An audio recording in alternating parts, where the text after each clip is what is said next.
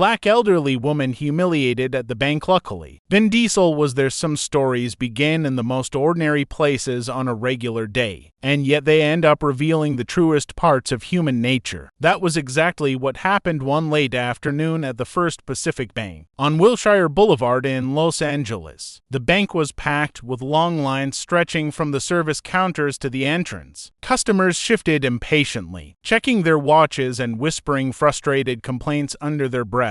The air was heavy with tension, and the employees rushed back and forth, trying to keep up with the chaos. Behind the counter, Brittany Wallace, a young bank teller with tired eyes and an impatient demeanor, typed away at her computer. She'd been at her job long enough to know which customers mattered and which ones didn't, and she had already decided that the older woman standing in front of her was not one that deserved much attention. Linda Carter, a 73-year-old retired school teacher, stood quietly, clutching an envelope in her slightly trembling hands. She had always been independent, never one to ask for favors or handouts. But today she had come seeking answers. She had noticed unexpected fees deducted from her account, small amounts, but enough to make a difference in her already tight monthly budget. Living on a fixed pension, every dollar mattered. Taking a deep breath, she stepped forward, trying to keep her voice steady. "Good afternoon," she said politely. "I believe there's been a mistake in my account. I've been charged fees I wasn't informed about." Brittany barely looked up, her fingers still tapping at her keyboard. "Those are standard account maintenance fees, ma'am," she replied flatly. Linda hesitated, holding out her receipt. "But I've had this account for years, and I've never had these charges before." Brittany sighed dramatically, finally glancing at her with clear annoyance. She grabbed the envelope from Linda's hands, flipped through the papers half-heartedly, and then shoved them back toward her. "It's in the fine print of your agreement. If you didn't read it, that's not our fault." Linda blinked, taken aback. Brittany rolled her eyes loud enough that a few people in line chuckled quietly. Linda felt her cheeks warm with embarrassment. "Look," Brittany continued with an exaggerated smirk, "if you want to avoid fees, you need to keep more money in your account. That's how banks work, ma'am." The public humiliation had begun. Linda's throat tightened. She wasn't trying to argue, she just wanted fairness. She had been a loyal customer for decades, but as she looked around, she noticed how no one was willing to meet her eyes. The same strangers who had been loudly complaining about their own long wait times were now suddenly indifferent to her struggle. "I just want to understand what happened," she said, her voice quieter but still holding on to hope. At that moment, Carl Jensen, the branch manager, walked over. He had been watching the exchange from a distance, his arms crossed as if deciding whether this situation was worth his time. Carl was a man who believed that time was money, and in his mind, Linda Carter wasn't worth much of either. He cleared his throat and looked down at her with a thin smile. "Is there a problem here?" Carl asked, though his tone made it clear he wasn't expecting an answer. Brittany straightened her posture immediately. "No, sir,"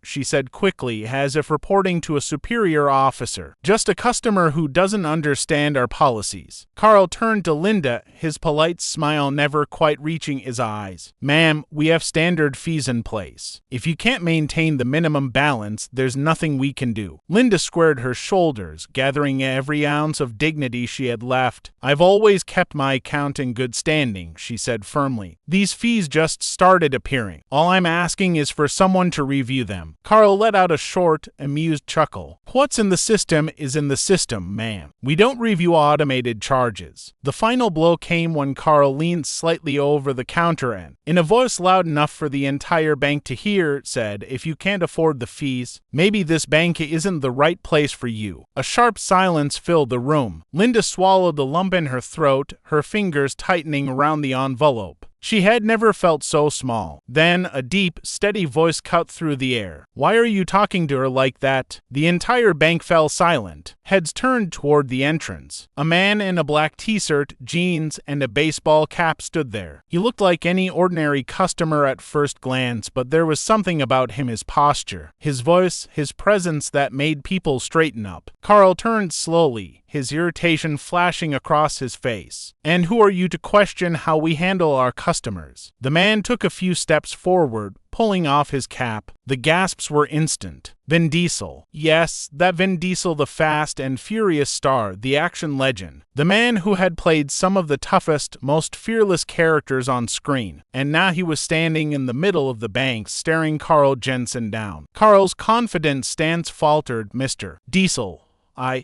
Vin raised a hand slightly, cutting him off. His voice was calm but firm. "It doesn't matter who I am," he said. "What matters is why you're treating this woman like this." Linda turned to Vin, eyes wide with disbelief. Carl cleared his throat, scrambling to regain control. "Sir, this is none of your business. We have policies in place, and this lady doesn't meet the requirements." Vin tilted his head slightly, his expression unreadable. Then, with a slow, knowing smile, he asked, "Policies, or an excuse to humiliate someone who's just asking for fairness?" A few customers murmured in agreement. Brittany, who had seemed so confident earlier, now glanced nervously at Carl, waiting for him to fix this mess. Vin turned back to Linda, his voice gentler now. "Ma'am, what exactly is the problem? Can you show me what's going on?" Linda hesitated for a moment before handing the envelope to Vin. He took it carefully, scanning the documents inside. After a few seconds, he looked up at Carl, his expression unchanged. "This is a mistake,"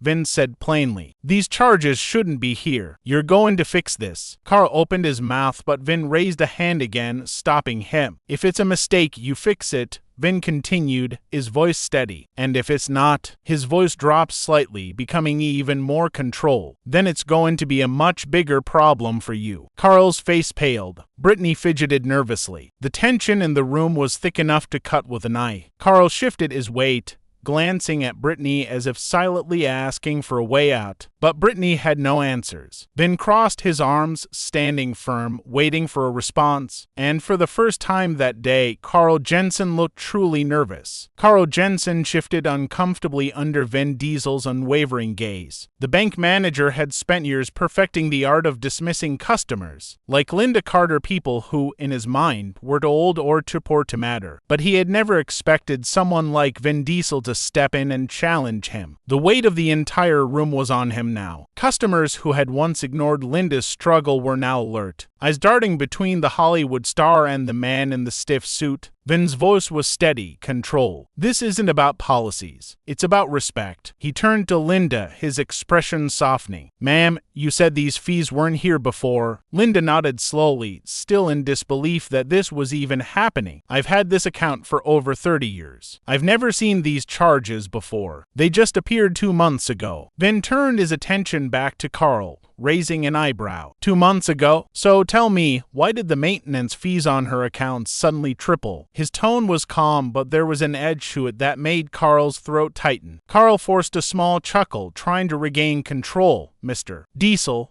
I don't think you understand how banking works. Fees are adjusted based on policies set at the corporate level. If she doesn't meet the requirements for a premium account, she incurs charges. That's how it's structured." Vin nodded, pretending to consider the explanation. "Right. But tell me, Carl, do you review those charges? Do you actually check if they're correct, or do you just assume the system is always right?" Carl hesitated. He knew he was walking into a trap, but there was no easy way out. "The system is designed to be accurate," he said cautiously. Vin let out a short breath through his nose, an almost amused sound. "So you don't check." He glanced down at the papers Linda had given him, flipping through them quickly. "Here's what I see, Carl. A woman who's been banking here for decades suddenly gets hit with fees she wasn't informed about. When she asks for clarification, she's mocked and humiliated. And now you're standing here trying to tell me it's just policy." Carl's face turned red, his fingers tapping against his forearm, a nervous habit. "We follow guidelines. We don't make exceptions." Vin's expression hardened. "That's where you're wrong. You do make exceptions, just not for people like Linda." His voice wasn't loud, but it carried through the entire bank, making Carl feel like the walls were closing in on him. Brittany, the young teller, cleared her throat, looking even more nervous. "Mr. Jensen,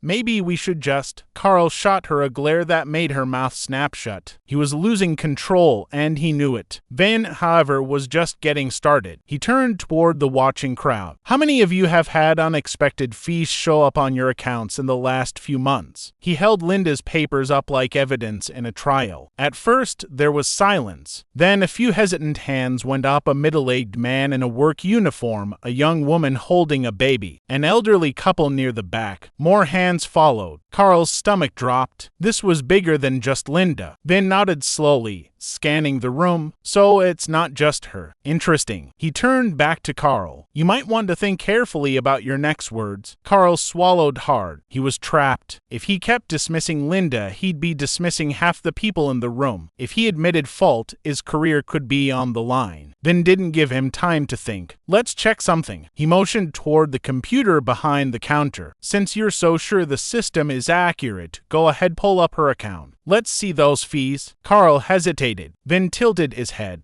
What's wrong? Thought you said everything was clear for people who pay attention. Brittany's fingers hovered over the keyboard. Carl shot her a look, but she wouldn't meet his eyes. She had no choice. With shaky hands, she pulled up Linda's account. The screen loaded, the numbers appearing in sharp contrast against the glow of the monitor. Vin leaned in slightly, his eyes scanning the information. A slow smile crossed his face. Well, look at that. He tapped the screen lightly. The fee started 2 months ago, right after a change in bank policy, and not just to her account. He turned back toward the watching customers. How many of you have been here for more than 5 years? Several hands shot up. Vin's smile didn't fade. And how many of you started seeing new charges around the same time? More hands went up. The bank was completely silent except for the sound of someone shifting uncomfortably near the back. Vin turned back to Carl. You see where I'm going with this? Carl's face was ashen now. Mr. Diesel, I assure you we don't target specific people. Vin held up a hand, cutting him off. You don't? Funny, because based on what I'm seeing, the majority of these new fees are hitting elderly customers, people who are less likely to challenge them, people who might not have the energy to fight back. He exhaled sharply, shaking his head. That's not policy, Carl. That's a scam. Carl opened his mouth, then closed it again. His pulse was hammering in his ears. Vin took a step forward,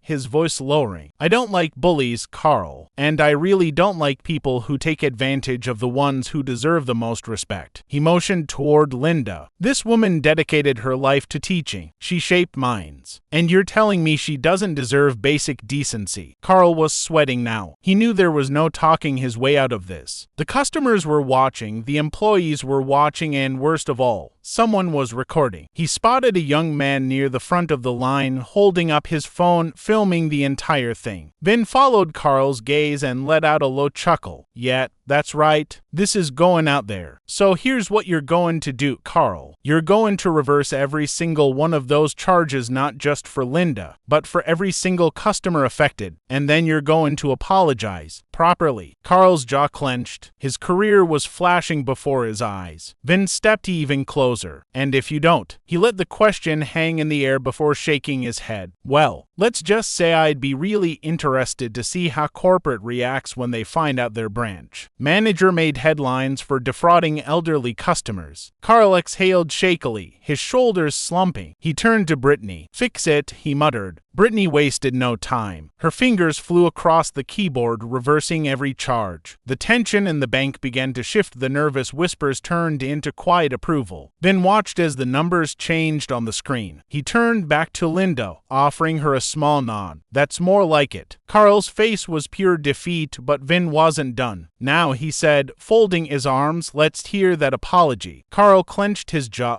He swallowed hard. Mrs. Carter, I apologize for the misunderstanding. Vin raised an eyebrow. Carl sighed. I apologize for the way you were treated. It was unacceptable. Linda didn't say anything for a moment. Then, slowly, she nodded. Thank you. Vin glanced around. making sure everyone had seen it. That wasn't so hard, was it? He smiled slightly, turning toward the customers. Let this be a lesson. Speak up, stand up, and don't let anyone make you feel like you don't matter. For the first time that day, the room filled with something other than tension. It filled with quiet admiration. And just like that, Vin Diesel turned, put his cap back on, and walked out of the bank. But the story wasn't over yet. The video would go viral, and the consequences for Carl Jensen were just beginning. The moment Vin Diesel stepped out of the bank, the atmosphere inside shifted. The customers who had initially remained passive now exchanged murmurs of approval, while the employees behind the counter, including Brittany Wallace, struggled to process what just happened. Carl Jensen, the once confident bank manager, stood frozen, his face pale and his hands clenched tightly at his sides. He had lost control of the situation, and he knew it. Worse, the young man near the front of the line was still recording. Carl's heart pounded as he turned toward Brittany. "Shut that down now." Brittany hesitated, glancing between him and the computer screen where the reversed fees were still displayed. "Sir," Carl clenched his jaw. "Now." But it was too late. The young man filming, who had been quiet until now, raised his voice. "Already uploaded, buddy. You can't erase this." Carl's stomach sank. A few seconds ago, he had been in complete control, dismissing Linda Carter as just another elderly woman who wouldn't fight back. Now his name and face were about to be all over the internet. Linda, standing beside the counter, watched the scene unfold with a quiet but growing sense of satisfaction. For the first time since stepping foot into the bank that afternoon, she didn't feel small. She had spent her entire life teaching her students to stand up for what was right, but she had never imagined someone like Vin Diesel would step in and remind her of that lesson when she needed it most. The young man with the phone grinned. "Man, this is gonna blow up. People are gonna love seeing you get put in your place." Carl's pulse thundered in his ears. He grabbed his suit jacket and turned sharply, heading straight for his office. He needed damage control, and he needed it fast. But before he could disappear behind his office door, Brittany spoke up, her voice hesitant but clear. "Sir, I think we should report this." Carl froze. Brittany continued, "We were never supposed to charge those fees in the first place. If corporate sees this..." Carl whirled around, his face now bright red. "You think corporate is going to back some old woman over me?" He laughed bitterly, though the nervous edge in his voice betrayed him. "I've been running this branch for 8 years. The sound of a notification alert interrupted him. Then another and another. Phones throughout the bank chimed as customers checked their screens. Linda, confused, looked at the young man still holding his phone up. He smirked. "Told you." The video's already spreading. Carl snatched his own phone from his pocket and nearly dropped it when he saw the screen. The video was live hundreds of shares already, comments flooding in. His name, his bank, his behavior all captured in 4K clarity and now out in the world. A single word escaped his lips. No. Customers in the lobby, now emboldened, no longer whispered. Some muttered in agreement, others chuckled under their breath, and a few outright shook their heads at Carl in disgust. He could feel the shift the way the power dynamic had flipped. Minutes ago, Linda had been the one looking down, ashamed. Now it was him. Then the phone rang. Brittany glanced at the caller ID, her eyes widening. "It's corporate." Carl snatched the phone from her hand. He straightened his posture,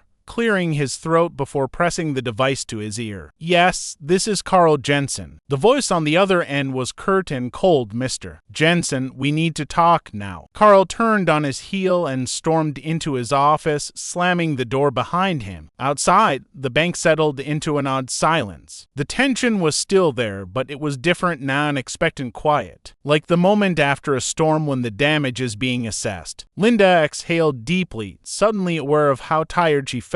It was over. She looked around at the other customers, noticing that many of them still had their phones out, still whispering about what had just happened. Brittany turned toward her, her posture less rigid than before. "Mrs. Carter, I just want to say I'm sorry for how I spoke to you earlier." Linda studied her, then nodded. "I appreciate that. Brittany hesitated, then added, "And I'm really sorry you had to come here to fight for something that should have been yours in the first place." That, Linda knew, was the real apology. The bank's doors opened, and for a brief moment, a hush fell over the room. Everyone instinctively turned toward the entrance, almost as if expecting Vin Diesel to walk back in and finish what he started. But it was just another customer woman with 2 children, looking as exhausted as any working mother on a Friday afternoon. Linda smiled to herself. Vin Diesel didn't need to come back. He had already done what he came to do. A few days later, the full impact of that afternoon hit like an earthquake. The video of the confrontation spread faster than anyone had anticipated. News outlets picked it up, social media exploded, and within 48 hours, the First Pacific Bank's headquarters had released an official statement, announcing an internal review of the branch's practices. By the end of the week, Carl Jensen was removed from his position. Corporate cited a failure to uphold